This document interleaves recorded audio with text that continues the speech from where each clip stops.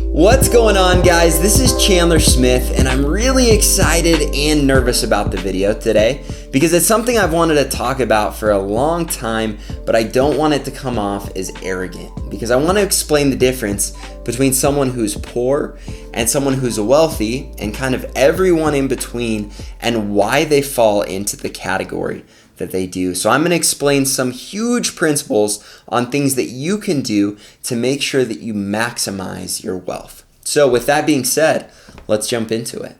Now, to start this video, I want to talk to you about someone who is very near and dear to my heart. And this is my grandpa. And the reason I want to talk to you about him is I think a lot of times when we talk about wealth, we talk about mindset. We talk about how hard of a worker you are, how driven you are, how willing you are to make the sacrifice to become wealthy. And I'm going to tell you right now, my grandpa was not wealthy in a financial sense. However, he worked harder than anyone I've ever met. He was extremely driven. He could put his head down and just go to work and create something that was beautiful. And he was very passionate about it. He put everything into it, and yet he didn't make a lot of money. He worked as a carpenter. He always took care of the people that he worked for, and he always produced something that was absolutely extraordinary.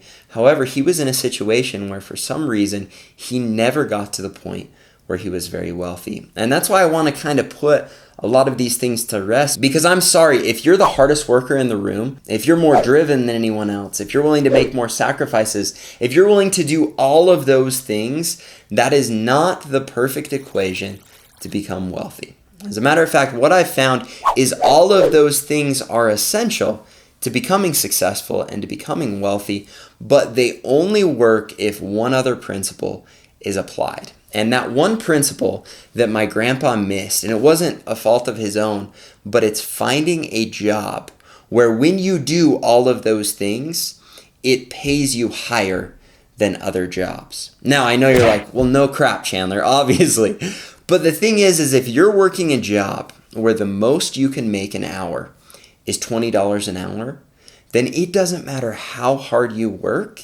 If the cap is $20 an hour, that is all you're going to make. And with my grandpa's situation, it was unique because he was either paid hourly or he was paid by the job, and he was in a situation where he was always more than fair with people, which I also don't want to fault him for. I think it was awesome that he produced such an incredible product for these people at such a good price, and there's nothing wrong with that. However, you are in a situation where if you are capped on what you can bid for a job or on what your hourly wage is, it doesn't matter how hard you work or how well you save, you're not going to become wealthy because it just doesn't build on itself fast enough. I don't care who you are, if you're making $20 an hour for your entire life, it's impossible to get to a situation where you're ahead unless you use that money and leverage it like you can in real estate, or unless you find a way to make more than that $20 an hour. And that's why so often I am so excited to tell people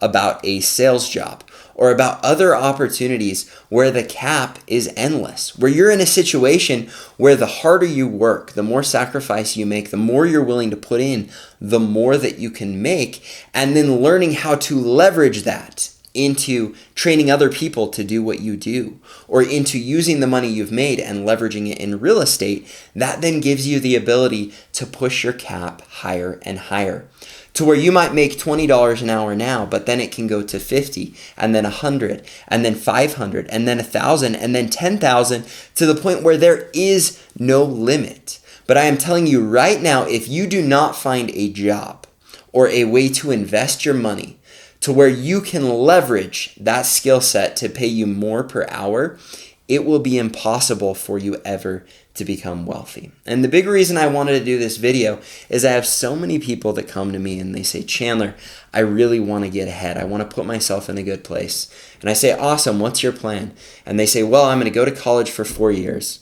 I'm going to take out this debt, and then I'm going to get a job that pays me $40,000 a year. Now, I know a lot of you are saying, oh, Chandler, that's the example everyone uses. Well, here's the deal. It's the truth. Whether you go to college or whether you don't, whatever you do, if you're in a job that's only paying you $40,000 a year and you need to spend $40,000 a year to live, you will never get ahead. So you've got to find a way to get a side hustle. You've got to find a way to get paid more hourly. You've got to find a way to bid more per job. You've got to find a way to get paid on a commission to where the more you sell, the more you make. Whatever you do, you've got to find a situation where whatever you're making hourly, you can leverage something to increase what that is. Because I promise you, you're not going to get there any other way. Now, I know there are a lot of you saying, Chandler, I can make $40,000 a year and I can save 10,000 of it and then I can invest it in real estate. And to you, I say that is awesome, especially if you're in a job that you're passionate about, that you love, that you think helps you to serve people in the best way that you know how. That is incredible, and that is an awesome way for you to set money aside and then leverage that money in real estate to where your hourly can increase year on year because you're setting money aside and investing it. So if you've fallen into a situation like my grandpa where you are the best at what you do, you're an extremely hard worker, you're willing to make the sacrifices, you're willing to do what it takes, but you're not in a career path that gives you the ability to grow because you're capped, I am begging you to put yourself in a better situation. Because if you sacrifice, even if you're doing a job you don't love, but you can put your head down and go to work for 5 years, you can put yourself in a situation where you can do what you love every single day, regardless of what it pays, because you've put yourself in a situation where you've created a passive income and you're building on that passive income. And again, you can do that by changing jobs and sacrificing for a couple of years, or you can do that by sacrificing for a couple more years, but making sure you save and put that money into a place like real estate.